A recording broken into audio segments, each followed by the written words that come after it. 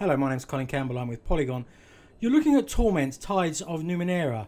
As you can see from the bottom half of this screen, it's a very text-heavy adventure. It's a texty adventure in which you travel through a fantasy world and you're given tons and tons of words. Now, I don't want to suggest for a single moment that that's not a good thing in my mind.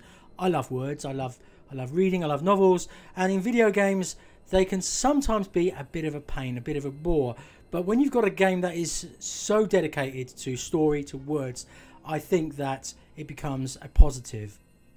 And in this situation, as you can see, I'm this young woman who has woken up and not knowing who she is or what she is, and I've been thrust into a world of danger.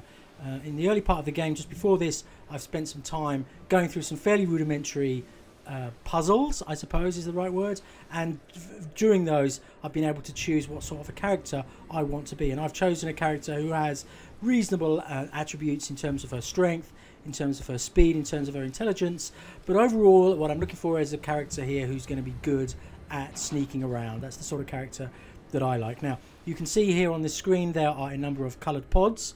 Inside each of those pods are sort of creatures, animals, that, or their stories, so to speak, and you, the character, must go to each of them and interact with the stories in order to sort of mind meld with those characters and attain their powers, and they're quite happy for you to do that. And so on each occasion the creature is in a you reach into the story, the creature is in a certain situation. There was one where it was like a wolf-like character who was leading her pack and fighting against a pack leader from another pack, and it was a moment of extreme peril, and the wolf was kind of looking to you to decide what needed to be done. And you know, some of the options were, well, you know, try to make a deal with the other wolf, or run away, or you know, or try to kill this wolf, and you know, so that you become the alpha, and then you can move on with your life. And that's what I chose, because when you're dealing with wolves, that's generally speaking what they want to do.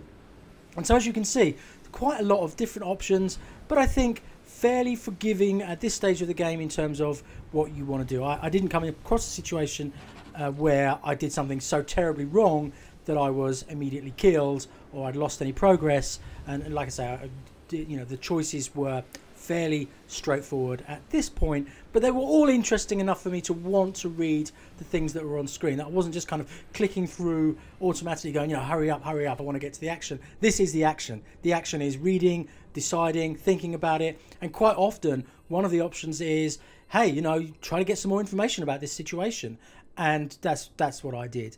So this sort of game is really not for everybody, but I think that's kind of to its benefit. And in this sort of tactical part of the game, and this is only one small part of the game, that, you know, these bad things have been sent down to kill me, and I've just defeated them by using a second AI, an AI assistant to distract them as I go around, deal with these pods, and move on to the next level. You know, during this situation, I'm both enhancing my character and interacting with the story and interacting with the mini stories of the different creatures.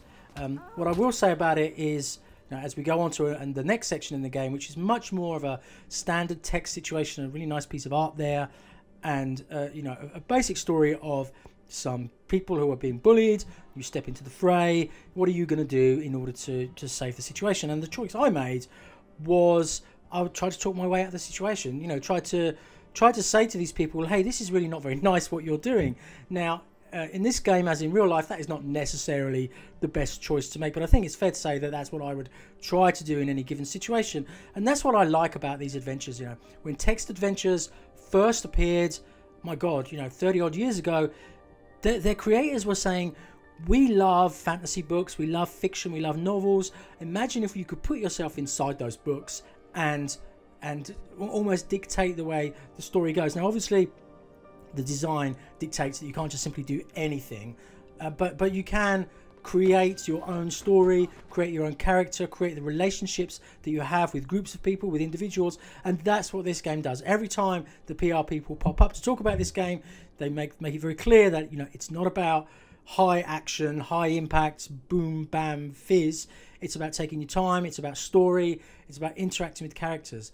Now, you may remember that this game has been around for a long time. It came out, it didn't come out, but it was kickstarted in 2013. It made, I can't remember, $4.5 million or something. And Kickstarter since then has been through some rough patches, some disappointments.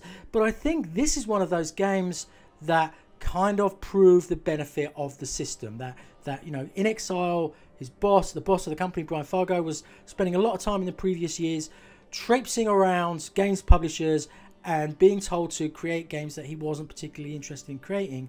But here was a situation where he could go out to the market, out to the consumers, out to the fans and say, here's a game that I want to play. I've got a really strong feeling that lots of people want to play this game, and give me some money and I'll make it. And that's exactly what's happened.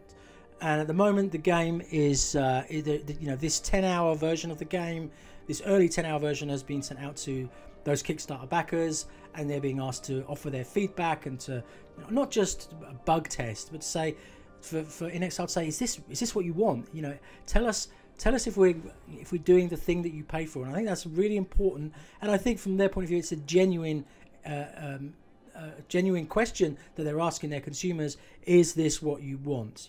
And I suspect that the answer is going to come back, generally speaking, yes, because what I like about this game, as well as the sort of the nice art that you're looking at, it's bloody well written. You know, we've seen a lot of terrible writing, not just in video games, but in terms of fantasy, in novels, and unfortunately television shows and movies. This is really well written. I mean, it has a kind of ponderous fantasy tone to it, but I think that's fair enough given the consumers that it's going for. And I enjoyed it. I found myself being pulled into a complex, layered story, and I was just as interested in the story as I was in combat or leveling up my character or any of that stuff. Now, Torment obviously is a successor to a 1999 game called Planescape Torment, but you know, it's not 1999 anymore, it's 2016, and these guys are trying something that is genuinely different. You know, bringing out a text adventure with you know, rich artwork and some sort of like tactical